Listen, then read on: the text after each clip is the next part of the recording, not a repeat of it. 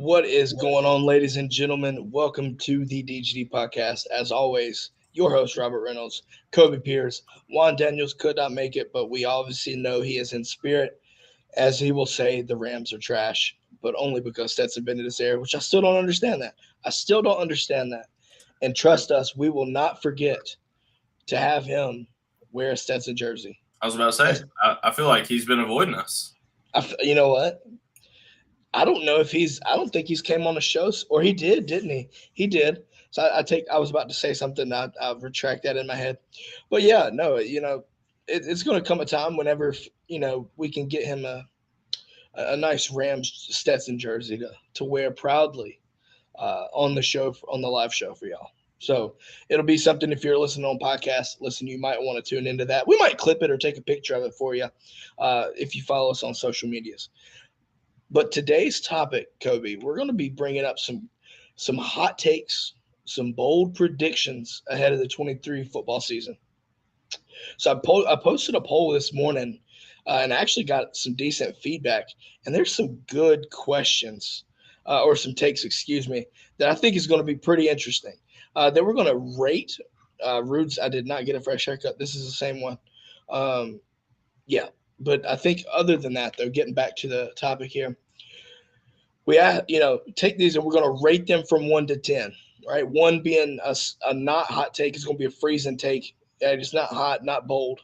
10 being the boldest of bold, the hottest of hot takes. So we're going to rate them, and then we're going to throw out some ourselves. I think will be pretty interesting to hear. But before we get started, let's make sure we shout out our sponsor. Listen, I started my morning with Apotheos Coffee. I don't know about you, Kobe, but I sure as hell did. And it starts my morning off right every morning, by the way. Check them out. They're in Kennesaw, Georgia. 30 years of roasting experience. Listen, the Dark Roast, Classic City Collective Dark Roast is my favorite. And it's not bitter if you're one worrying about dark roast. Their technology basically allows it not to be bitter. The way they make the bean itself, getting a little scientific there. But if you're a coffee drinker, they also have K-Cups now too. So you have K-Cups, you've got whole bean coffee. Excellent coffee, by the way. Excellent. DGDpodcast.com/Apotheos. Go check out their selection. Let them know DGD sent you. And start drinking on some good coffee today. I'll just leave it at that. Thank you, Apotheos. Kobe, you ready to start these bold predictions, sir? Oh, yeah, and I just want to say the Halo blend is where it's at, just by the way. See, Kobe, That's the medium blend Halo. Did you get you got K-Cups or whole bean or what? No. K-Cups. See, I was curious about it. I'm more of a whole bean, like regular coffee type guy, so I wasn't sure about those. I mean, I'm glad to hear that the K-Cups are legit too. Yeah. So Jason over there, shout out, my man. Make some damn good coffee. I'll just leave it at that. As we start to see some bold. Oh, speaking of, if you're in the live chat, right, drop a hot take and we'll bring it up on the show and we'll rate it live. Keep that in mind. I think that'll be fun to see people bring in. But we're going to get to the first one here. And actually, DSGB Sauce on Twitter. His take is Dejon Edwards is your best running back and will lead the team in rushing average and touchdown runs. Kobe, do you want to start or do you want me to start with this on your rating for that? I can start. I think I'm gonna be lame as always and kind of take it in two parts. I'm not gonna really debate on who's the best running back we have. I think that kind of may take away from one thing or another. I will tell you, however, the rushing average and rushing touchdown, I don't think that is overly bold. I think that it would be like a 3 or 4 on the bold scale. I think that if Dejon is healthy this year, he easily could lead the team in rushing touchdowns. I think he's very elusive, especially in the red zone. You know, he can make that first man miss to get into the end zone. And then as far as, rushing average rushing yards per attempt, I could see him having a lot of success because he does make those one cut misses and get upfield. So, where Kendall is much more that downhill runner, but Kendall also is, very famous for breaking off very long, explosive runs from time to time. So I think that could be a big difference in the averages. But as far as touchdowns, I think that's pretty on point. So what was your prediction for it again on the boldness scale? 3 or 4. I think it's a good take. I don't think it's necessarily a hot take. Well, see, my thing is this. Prediction. I'm gonna have to rate that boldness a little bit higher, and the reason being is because he threw the word "and" in there. So I'm gonna give it a 7. The reason I say that is because typically they are somewhat correlated there, right? But at the same time, I think the 7. When you look at what you've got Branson Robinson that's been capable of running off some nice long runs, if you will, too, right? Kendall's done the same thing. If this was a question or a take regarding receiving, I don't think it's bold at all. But at the same time, when you take a look at, we have to be careful as well on the law of averages, right? Volume dictates your average. You know what I mean? So if you have a higher average, we have to account for, the volume of, touches basically. So for it to be the leading rusher in both, I'm with you. I'm not going to say best in regards to preference. I'm going to look at best statistically, maybe in this case. But yeah, I ultimately think that's a 7. I think that's fair to say, because you got to do. I mean, this take involves doing both. So you could have a huge average, but then somebody else run, like say if you break a long run and you get tackled, and then you don't get the touchdown because Kendall runs it in or Branson runs it in, right? So you got to be careful with those. They correlate a little bit, but not always. Great questions or great take, Sauce. I thought that was good. Which leads us to our next one. I think this was another one as well. The Dogs get two, not one, but 2 1,000-yard receivers this season. I feel like that's a bold take. It's an 11. On a scale of 1 to 10, that is an 11. You haven't had a 1,000-yard. You haven't had a single 1,000-yard receiver in years, like since the what is it? Since the 90s, Terrence early Edwards. 2000s? Terrence Edwards is if I'm not mistaken, Terrence Edwards was the last and maybe the only 1,000-yard receiver. Bryce Hunter, I think, had a 1,000-yard season as well. I thought he was the last, maybe. I don't remember. I thought it was Terrence Edwards. I might be at the wrong. But Pat, I agree with Pat, you. check. There aren't a lot of guys that I mean, we just don't have probably 10 guys that have had 1,000-yard seasons. So to have 2 in 1 year, we'd be throwing the ball a lot. I think that Michael puts. I'm curious to know who he thinks the 2 would be.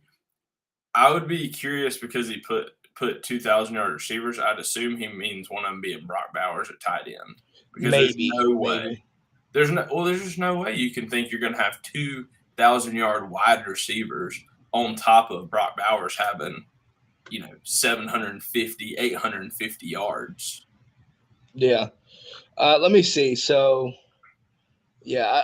Okay. So, apparently, I think what it sounds like, Brock was not one of them. I'm trying to go back through the chat comments in real time. Listen, that's a 9.5 to me. I think there is a possibility. The issue there is the amount of rotation that we're expecting on this receiving core is going to hinder that. You would have to throw the ball a absolute fuck ton to get 2 1,000-yard receivers. I mean, if I had to choose and make a prediction off of this, just for the sake of this, if Georgia hits 2 1,000-yard receivers, I think you look by way of Arian Smith and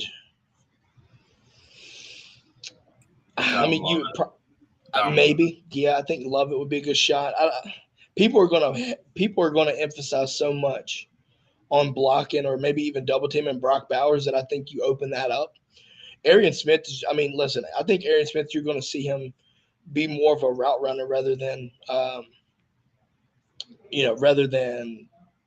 just a straight deep go this year. and since he's been there. But that is just an extremely hot take or bold prediction there. As DG Pat says, Terrence Edwards, 2002 is the last. Adonis, welcome in. Star Wars Dog says we need to spice up the background. Listen, I kind of like it, but I can't put some. I think he means like the actual what's behind both of us. Oh, From him saying some national championship gear or memorabilia. Oh, so Star Wars, if you're still watching, we both do this from our work office. So that's what the back of my work to a certain degree, we have to be careful with that. Yeah. DGD Pat is also saying that he is the only one in Georgia history. The closest was Bryce Hunter by 30 yards. He had 970 yards. So you were right close on it. I knew Bryce was on up there. I'm surprised Juan Daniels didn't get 1,000. This is ridiculous to hear that. Oh yeah. Yep. I mean, listen, I thought you moved out of Alcatraz, man. I thought you moved out of D Block. So here's the thing. JOGG got confused, I think, that this isn't like the cell block that I did the one show in with the cinder block walls and everything. It's just what my office looks like. So this you got for another month. Look at you. But no, other than that, though, listen, that's probably one of the hotter takes or the bold predictions I'm going to hear. Listen, it's anything's possible, but you got to be careful with that. I'm going to open up a little bit here. TriStar TN Florida. So we're opening up out of Georgia, going to the SEC. Excuse me. Florida goes 4-8. Do you think that's doable? I mean, how bold do you think that is? You start. I'm looking up their schedule real quick. All right. So the fact that he's being specific on that, right? It's not okay. You ready? Go for it. You can play along, chat. I'm gonna do this, and I'm gonna give you my bold scale on this. At Utah, loss. Home versus McNeese State, win. Home versus Tennessee, loss. Home versus UNC Charlotte. Watch out for a sneaky sneaky loss there. Charlotte is getting better, dude. I agree, but it's in the swamp. Okay, we'll give them the dub for the sake of it. 2-2 through 4. At Kentucky, loss. Okay. Home versus Vanderbilt. Dude, I think AJ Swan will hit that defense. I think Vanderbilt can win. Okay. But you said they're at Vanderbilt? No, they're at Florida. I'll give them a dub on that one. I think AJ Swan's good, but I don't know if they can handle the swamp environment. You got them 3-3 through 6. At South Carolina, loss. Georgia, loss. Home versus Arkansas, loss. I think KJ Jefferson is going to be We'll talk more about that. At LSU, loss. Against Missouri, at Missouri. At Missouri, loss. Because they'll probably put it in a nighttime game. It'll play in the dark. Florida State. A loss. I got three. So, I mean, I don't see that being that bold. Dude, I mean, listen, I don't think Graham Mertz is going to be their savior. Their quarterback room is atrocious. And they're losing talent, and they're not I just don't feel comfortable watching them and saying that they're going to win even 4 games. I mean, when you take a look at, obviously, listen, I understand it's a spring game, but what I saw at their spring game was almost the same as what I saw in their bowl game. It was just trash. It was bad. So I'm going to give it a 5 on that boldness scale because I don't see them getting 4 potentially. Florida's going to be bad. Their defense isn't as dominant as I think people were thinking it's going to be either. I mean, listen, and you can clip this if you want, but if they surprise me and go 5 wins, 6 wins, I'll eat the crow. I at this point though, I don't see it. I just don't. Guess at some point, congratulations. You really showed us you won 5 or 6 games this year. At some point, like you're saying, at Utah, you're going to struggle at Utah. Dude, I mean, that's going to be just the air quality, it's going to just be a the air Thursday difference. night game. So you're going to struggle there. You'll beat the crap out of McNeese. You have Tennessee at home. The big thing will be what Tennessee team do you get this year compared to years past. Yeah. I still think Tennessee wins. UNC Charlotte, I think, just isn't at that level yet. Kentucky at Kentucky. I don't know who's taking over for Will Levis at Kentucky. You got Devin Leary coming in from NC State, right. but you've also Kentucky, the thing about it is you've also got a Liam Cohen offense coming back as well.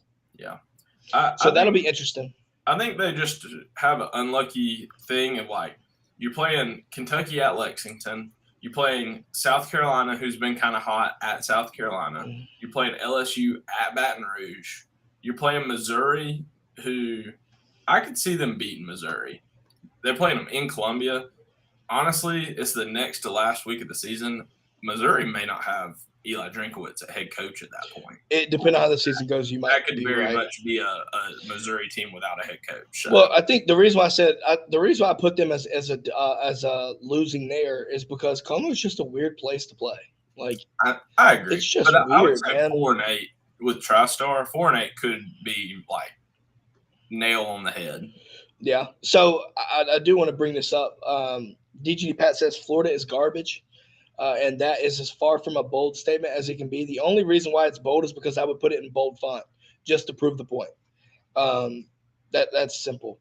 Let's see. Well, I see Star Wars with a question. I want to talk about that a little bit later. Black Adonis brings a take in, bringing in live. Georgia plays USC in the championship and wins in overtime. I'm going to say a 9 on the scale for me. USC, until proven otherwise, is not going to make the playoffs. And the reason why I say that is because their defense has to get better to a point where they don't face the cannibalization in the Pac-12 that they did this past season. Because we thought after the they were a lock pretty much for the most part after the Notre Dame win. And then in the Pac-12 championship, their defense just couldn't stop anything. Utah wins the Pac-12. That knocks them out, right? The Pac-12 can cannibalize itself, and we saw that last year. So for this take to be, hit, they have to get a defense. And also, when you make the playoffs, like your offense is one thing, but if you we've seen defenses, right? Defense, if you have a solid defense, it will propel you in games.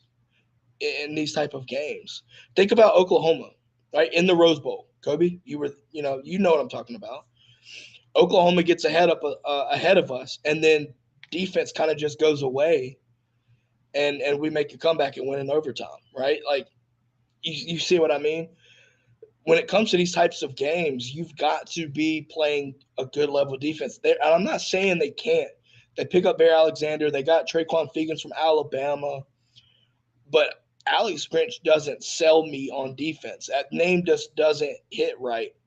So until they prove that, I can't say that they're going to make it there to the championship. So I've got it as a 9. Toby, what do you got? I think the part of it going to overtime would have it for a 9 to me. I mean, I think USC is the kind of team that if we're talking playoffs, you're going to have an SEC team this year. You're going to have a Big 12 or a Big 10 team. Probably going to skip the Big 12 this year again.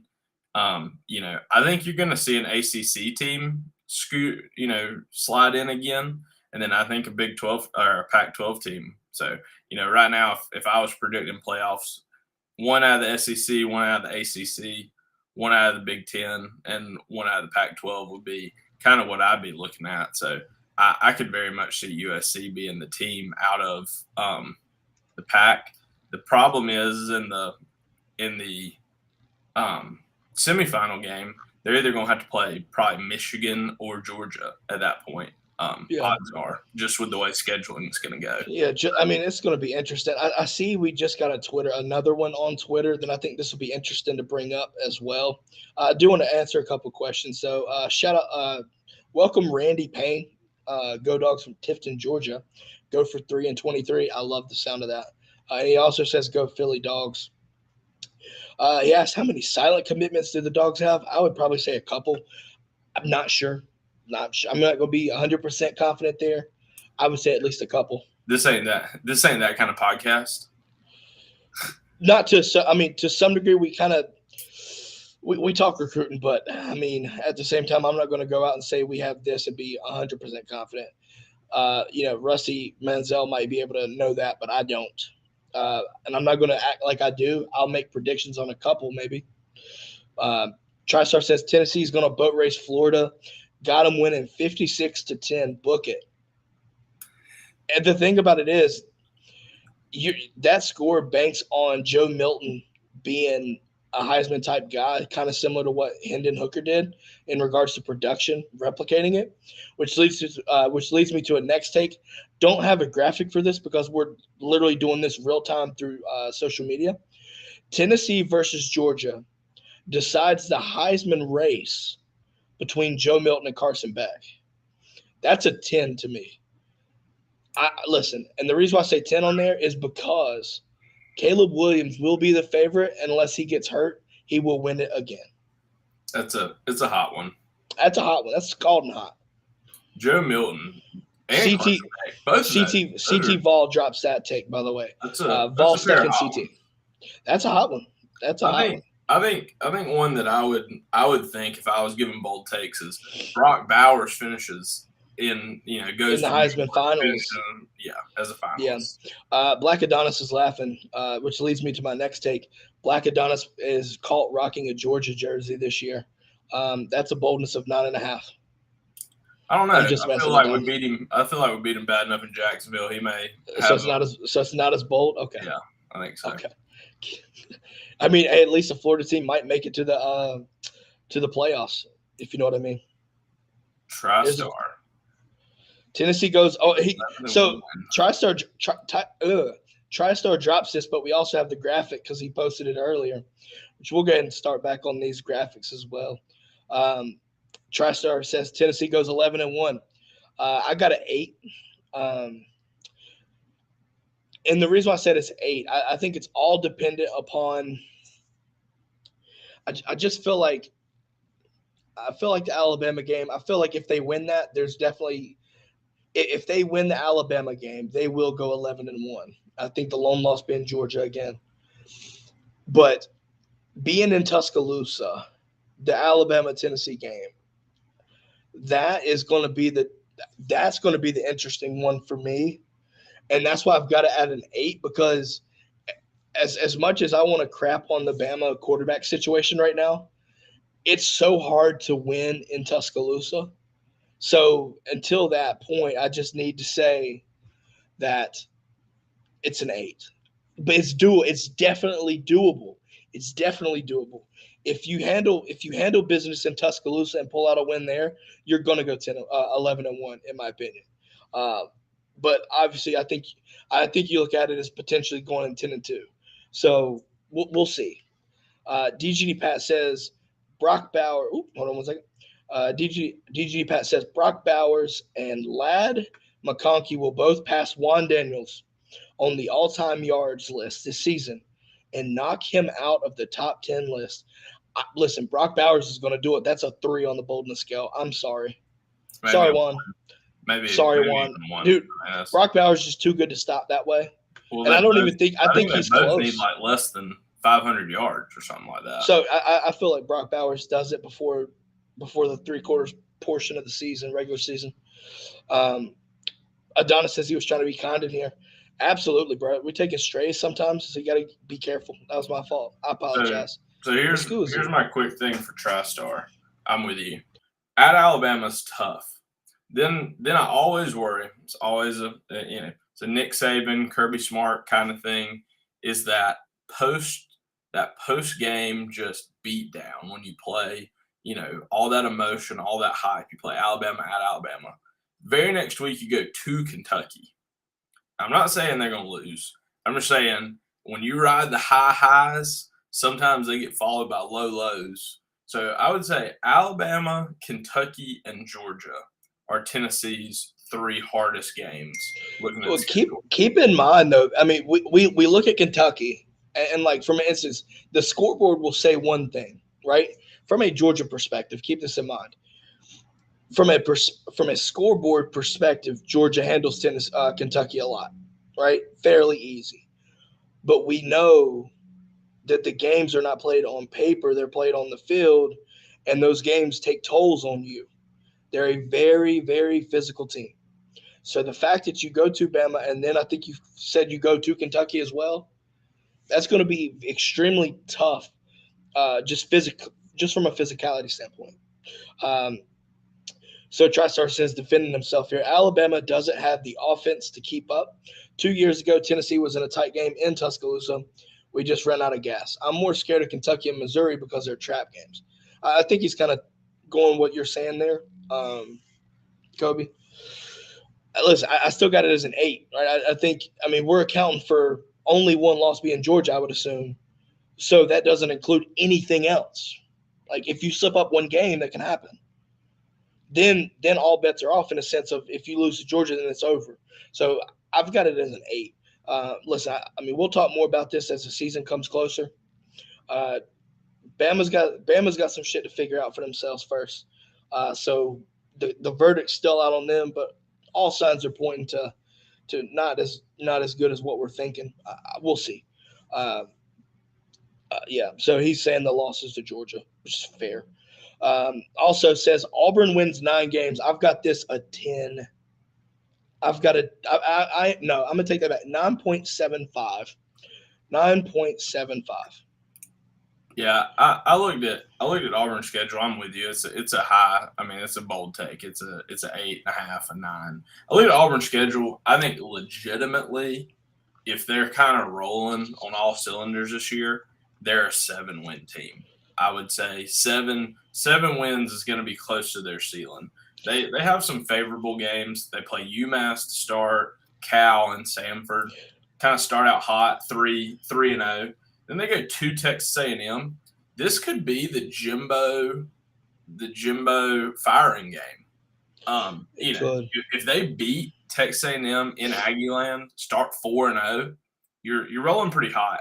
Then you just kind of roll into a gauntlet though. After that, you play Georgia, loss. At LSU, loss. Then you play Ole Miss. That's kind of a tricky one. I think you lose that game. Then you play Mississippi State. So that's a win. That gets you to, I think, 5 at that point. Then you play at Vandy. That's a win. I think that gets you to 6. Then you lose at Arkansas, beat New Mexico State. That's 7, and then lose to Alabama. So that's 7 and 5. I think that's a really good season for them. Looking at the schedule, looking at where they're playing, looking at who they're playing. Yeah, I mean, I've got that take as 9.75 because I automatically assumed 3 losses. Now keep in mind, the Bama game and the Georgia game are both in Auburn this year. We know how this goes in years past. You got to be careful with that. So I'm going to take that into context. I still think that the 3 losses will automatically be Georgia, Bama, and LSU.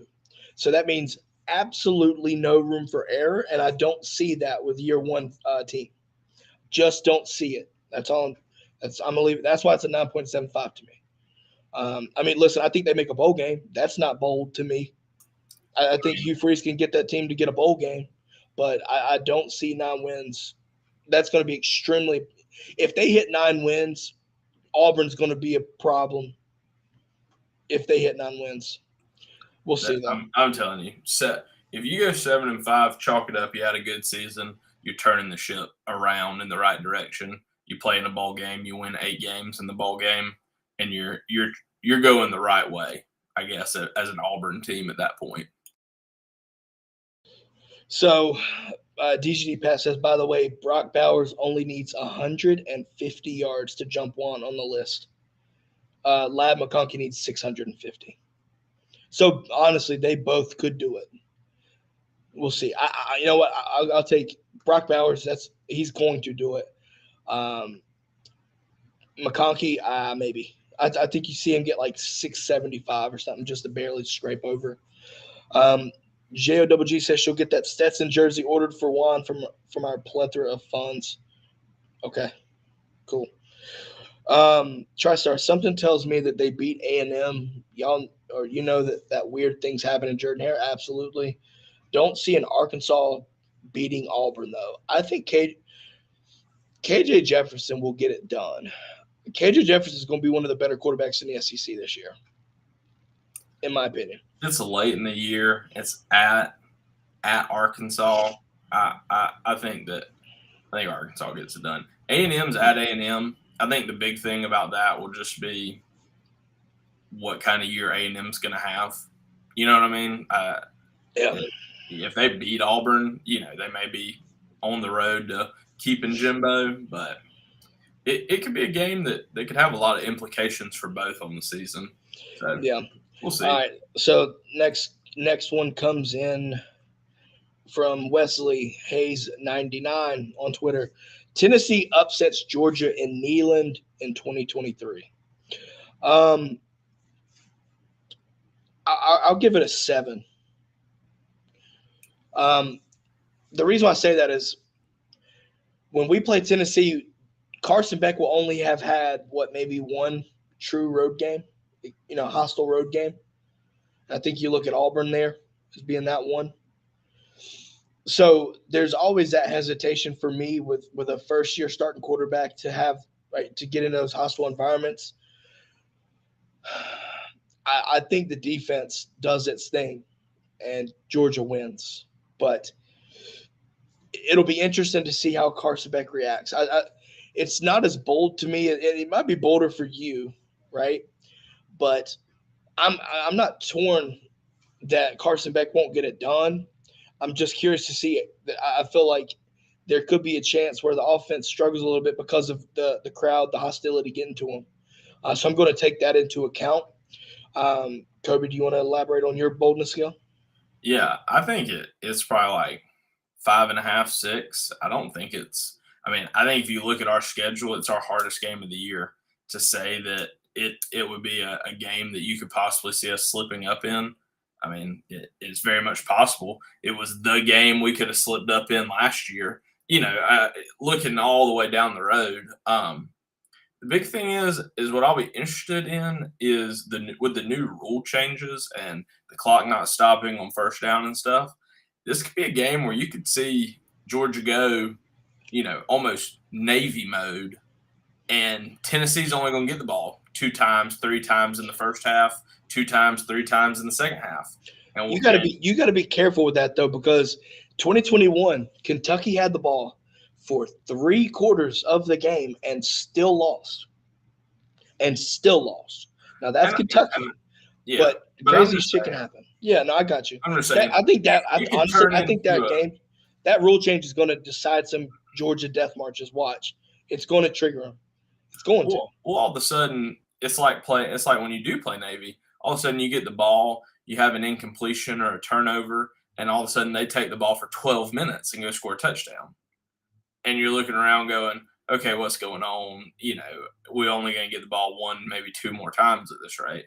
I think as far as bold goes, it's not that bold because I think it is our most losable game of the season. So still about a 5 or 6. So. I think this is going to get interesting here. Star Wars Dog says Bama loses 4 games. 4 games. How bold of a take is that for you? Like a 9.5 or more. Why is that? Just because at some point Nick Saban's still running that thing. Until he leaves, I'm never going to tell you that he's going to lose 4 games before the season happens. Now, he may lose them, fine. But I'm not going to sit here in May and tell you they're going to lose them. Oh, no. So Star Wars Talk says LSU, Tennessee, Ole Miss, and Auburn are the 4. Can't even have Texas beating them? No shot. That is like a 10. I will say this. I'll say this. If we go back on to this, though, think about this. Bryce Young saved Bama from an Auburn loss. That 96-yard drive saved them. and they don't have Bryce Young now. But that list, to me, I just don't see those 4 losses. I definitely think that Bama could lose 4, so I'm going to say that take is an 8 to me. LSU could beat them. Now, they're also in Tuscaloosa for LSU game, so we'll see. But they have the more experienced quarterback in Jaden Daniels, and I think they've got some really good talent there as well. Their defense is getting some players back that are going to make LSU something to watch. LSU game is going to be very interesting to see. And honestly, listen, 4 games might not be as crazy as it sounds due to the fact that we don't know what their quarterback situation is going to look like. The fact that they got a Notre Dame backup, I'm not saying that they can't make things work, but that concerns me a little bit. It's also May. They're going, even if they have to play Milroe against Auburn and Ole Miss, they're going to line up and they're going to run the ball to death against those guys again. TriStar said, "Don't forget the Florida game 2 years ago." As well. I agree. But I'm going to use the same example like I just used for Georgia, Tennessee. With the new rule change, you're going to line up in heavy package with Milroe, and if in doubt, you're going to run the read option and play action pass a team like Auburn to death at the end of the year. Well, I mean, think about it. I genuinely think that Bama could win some games taking the ball out of the quarterback's hands because they still got Justice Haynes, Jace McClellan. I think listen, I know they got a stable of running backs, but just those 2 guys right there can win 8 games if you handed them the ball. I agree with Star Wars Dog. They could have easily lost 4 games last year. And then TriStar with Derrick Henry, they don't have one guy to run for 2,000 yards. But I don't know. We'll just have to see. The 2 losses they did have last year, I mean, one's in overtime and one's by a 2-point conversion. A 2-point conversion. I mean, so we'll see. I mean, listen, while they were losses, it could have been perfect, or it could have been 4 losses. I know what they're talking about. I agree. I think you have to look. Bama is. I'm curious about Bama because week 2 and Texas comes in, and it's so early in the season, right? It's so early in the season, so you got that game right there is going to be something to watch. Definitely going to be something to watch. I think this leads us to our last Twitter one. CSATL Dog says Arian Smith leads the team in receiving yards, and Roderick Robinson leads in rushing. I've got a 9.5 because I think the Roderick Robinson take got me. Yeah, I worry about our health at running back if that's true. Absolutely. That would be my main concern. I would worry how much Roderick Robinson is getting RB1 reps at that point. If you're doing this, hear me out. If Roderick Robinson leads the team in rushing, what that tells me is we passed it a ton, blew up the score, and then you just ran the fucking ball with Roderick for a quarter and a half most games. That's what that would tell me. So I got it at 9.5 because I listen. I think Kendall will do it this season. I do. Well, between Kendall, Dejon, Branson, Andrew Paul's going to be back. I mean, he was trending way up before tearing his ACL last year. I mean, there was talks about him ahead of Branson before he tore his ACL. Yeah, so I think Roderick Robinson's a good running back. Don't get me wrong. Don't get it twisted. I just don't see him leading the team in rushing. He's going to be a problem in the fourth quarter of games. I promise you that. But at the same time, like Arian Smith, that's not as bold as people would believe. If he can stay healthy, that's the big thing about Arian still. Arian Smith staying healthy is going to be the key factor there. But at the same time, the rotation is going to make it harder for him. I think he's carved out a niche. Excuse me. He's carved out a niche. But the thing to me, what's going to make that interesting is you've got Dominic Lovett and you've got Ra Thomas and Marcus Scherzer and Jack Saint. You've got you got Brock Bowers. Like there's so many. I mean, yeah, there's so many pieces that could contend for the leading receiver, right? Like I know he hits deep bombs, but the volume that comes with it is going to be the hard determining factor there. If he gets a lot of volume, fair. all bets are on. But if you utilize him as the go route guy, right? I don't want to see him do that, but if it scores, it works. I want to see him get utilized more. I mean, listen, G-Day, we saw it. He didn't run a go route. He hit a fucking slant and caught a nice touchdown pass. Like, that opens up a different aspect of his game that's going to make him more dangerous as a receiver. But you're still looking at all these other receivers and saying Arian Smith's going to be the leading guy. That sits as a, that on top of the Roderick Robinson thing kind of has me just like, very hesitant at that point. I mean, I would have to go ahead. I got a few more bold takes for you. All right, so now we get to our takes. Okay, I want to hear this. Colorado doesn't win more than 4 games. That's not bold at all. Maybe not more than 3 games, but I put 4 in there to be nice because I looked and decided that I thought they probably could beat Arizona late in the year, but I'm not sure there either. I mean, didn't Arizona get like Jaden DeLara? They've got. I mean, they're good. They've got a decent team. I feel like they picked up some decent names out of the portal. They got Justin Flo. Yeah. So I mean, like, and they also got Bill Norton, baby. Bill Norton. Bill beats Norton.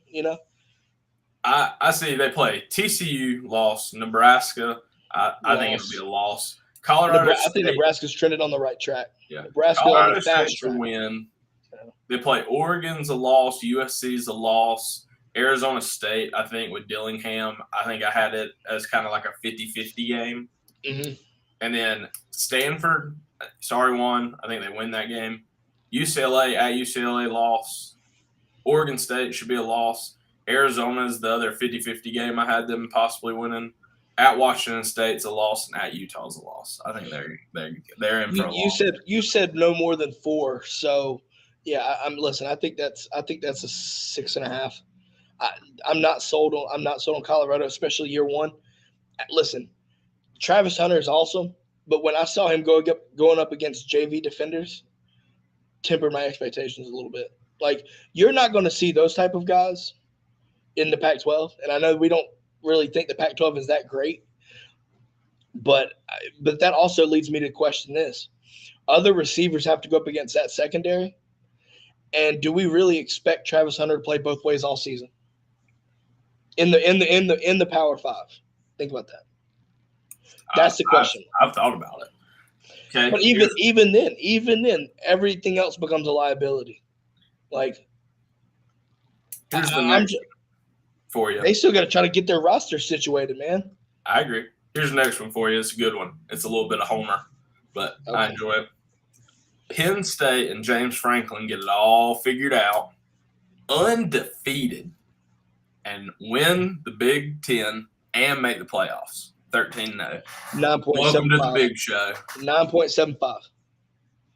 9.75. Because one of their two big matchups, they alternate. So it's one at home, one away. And I think this year they go to Ohio State. I think they go to Ohio State because Michigan should be their whiteout this year. I'm assuming that's going to be their whiteout. So 12-0 in the 12-0 regular season, I don't see that happening. They're at Ohio State. Now, there you go. I don't see it. I got a 9.75. I think Ohio State will – excuse me. I think they're going to be really good. I really do. But they're all in the same division, and that's the thing. Like, I agree. But they were 10-2 last year. And their losses were to Michigan and Ohio State. Michigan and Ohio State. And Ohio State were game, fairly close. Well, I think the Ohio State game, Ohio State got a pick 6 to make it 13 points. Yes. At the end of the game, basically. Yes. I just don't see it. I for sure got that they're undefeated coming into Michigan, and they play Michigan. I think they handle business. I just don't see. I think they lose one game, but the problem is that one game could determine Michigan, Ohio State going to the fucking playoff, Big Ten championship. But I think 11-1 with a loss to either Michigan or Ohio State, depending on which one's better, could still. I think I mean, it'll it's be hot. It's steaming. Oh, it's hot. Yeah, no, it's smoky. It's smoky for sure. Um, yeah. I mean, that's just my thought. So hear me out on this. Prepping for this. Georgia's defense. I'm going to be super specific, so this take will probably be scalding hot here. Georgia's defense will give up on average 12.1 points per game this year. Sorry, wait, hold on. Let me take that back. 11.1 points per game. Excuse me. 11.1 points per game will be our season average at the end of the regular season. At the end of the regular season? Yeah. I would have to look back to know where that would rank all time. I don't think you play a lot of world beaters this year except Tennessee as far as points per game goes. But 11.1, I'll even put it in the chat just for the heck of it. 11.1 points per game. The reason I say that our schedule opens up the possibility to shut out more teams than we expect. But again, when you go to Tennessee, the Tennessee game could be the swinging factor there, right? But at the same time, I'm curious to see what Ole Miss does. Now, they've got good running backs, but I'm curious to see how they handle playing there. Do they score? How many points do they score? Do we give up garbage touchdowns? So this is why it's called hot, because I'm being super precise. But I wanted to make that prediction. 11.1 points per game defensively given up. And I think if we want to compound that, 40 points plus again this season offensively. But this is why I was hesitant, very hesitant, to throw out 40 plus. The rule change. The rule change is concerning me if we get over 40. But I think we can do it. I think you have a first-year quarterback that you want to put in a variety of situations. So I think that old school Kirby death march early in the season isn't really going to be a thing. I think if you're those teams, we play the first 4 games, obviously one of them South Carolina, but if you're Ball State, if you're those guys UAB, Kirby is going to use those games as almost extended scrimmages. He's going to see, can Carson Beck, run a 4-minute drill? Can he run a 2-minute drill? Can he run, whatever? And then late in the game, he's going to jog in, Brock Vandagriff, and he's going to give him an opportunity to run the full offense again, because he needs to know that Brock Vandagriff, if by some, unfortunate incident something happens to Carson Beck, you got to know that Brock Vandagriff can go in a game and run a 4-minute drill, run a 2-minute drill, do those things.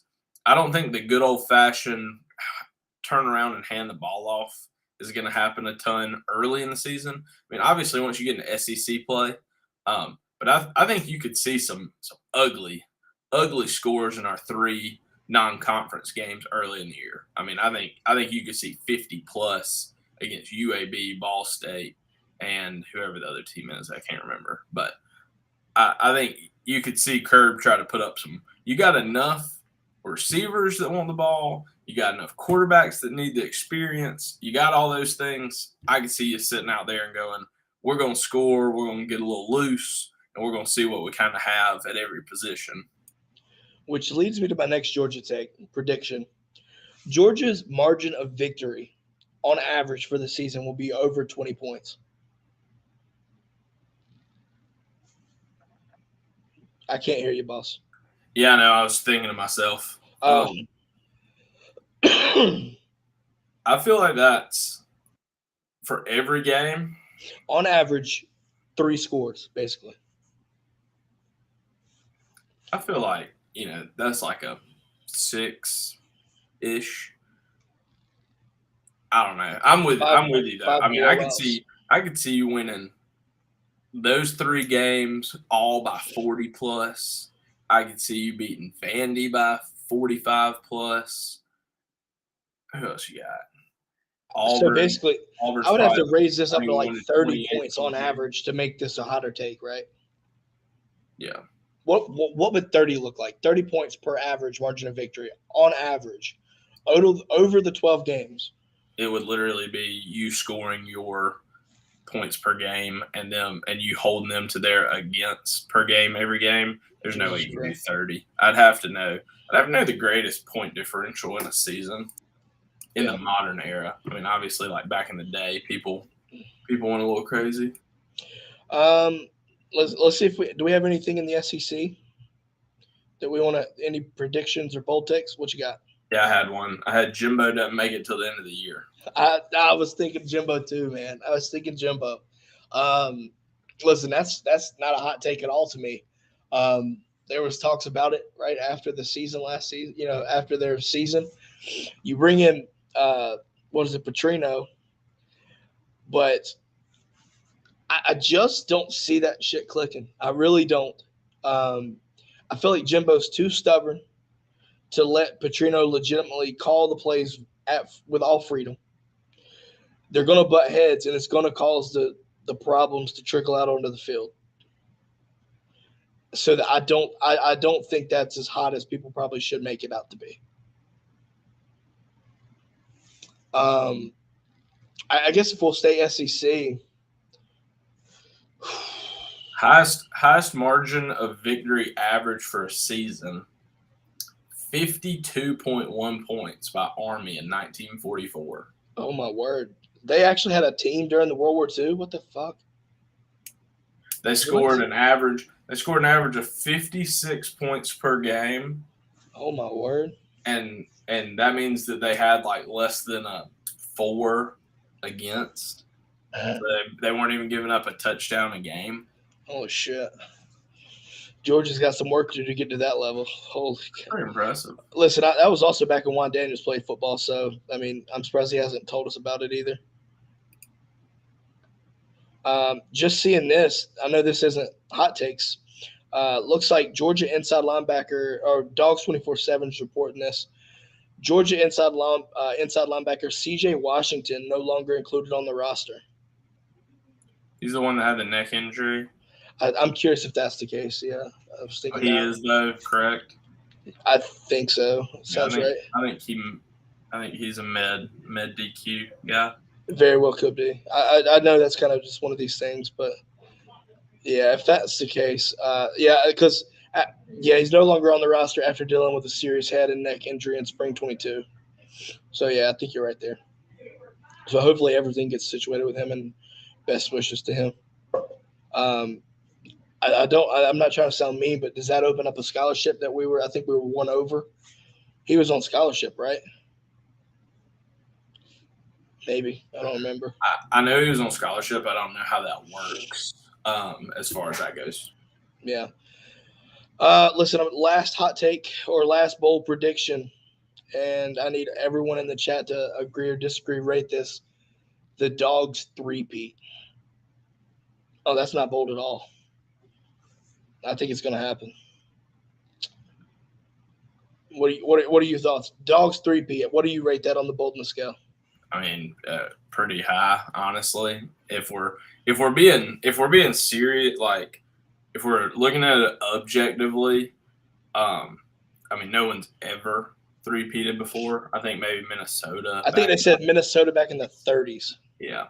So I just guess, like, as great as you are, as great as we have been, I mean, you saw it in the Ohio State game this year, it takes a little bit of luck with a lot of skill to be able to even two-peat. To be able to three-peat, you're going to have to stay healthy. You're going to have to win some close games that you may not play your best. And I may be wrong. Maybe last year was your year that you got, you had a lucky break, caught a lucky break. I think this year the nice thing is regular season, you're staring 11-1, 12-0 in the face pretty hard.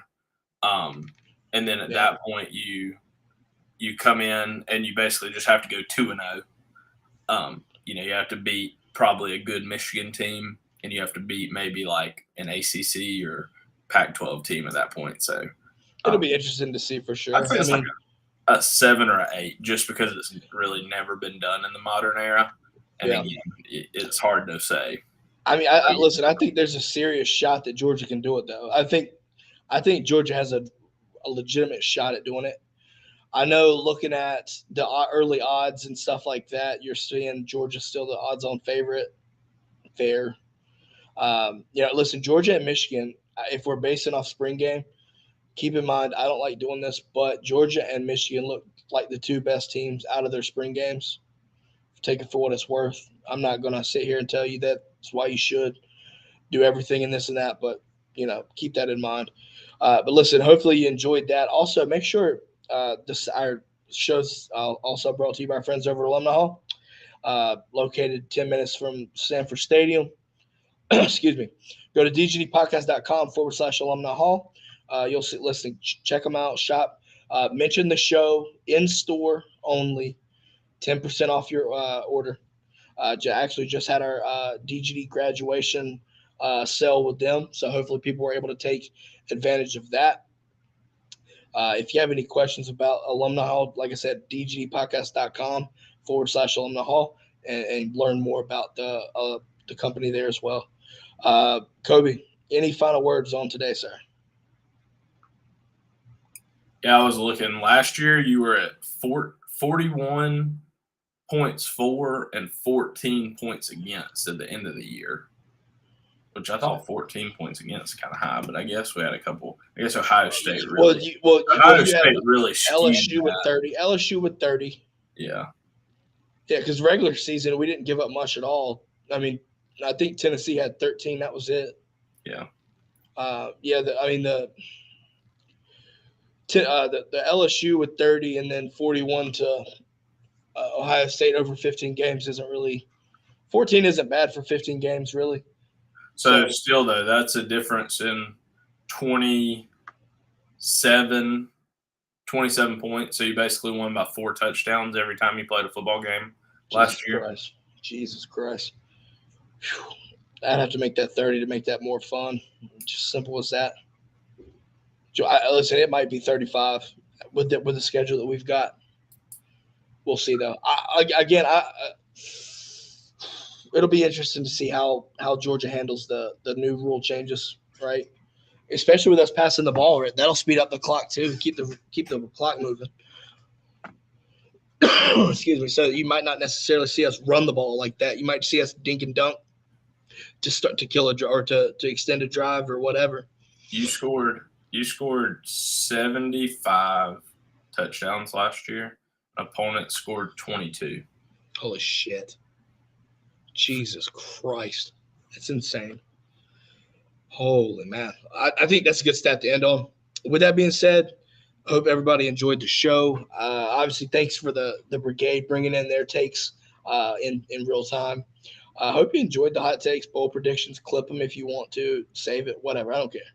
But with that being said, we're going to wrap this thing up. Have a great day and go Dogs.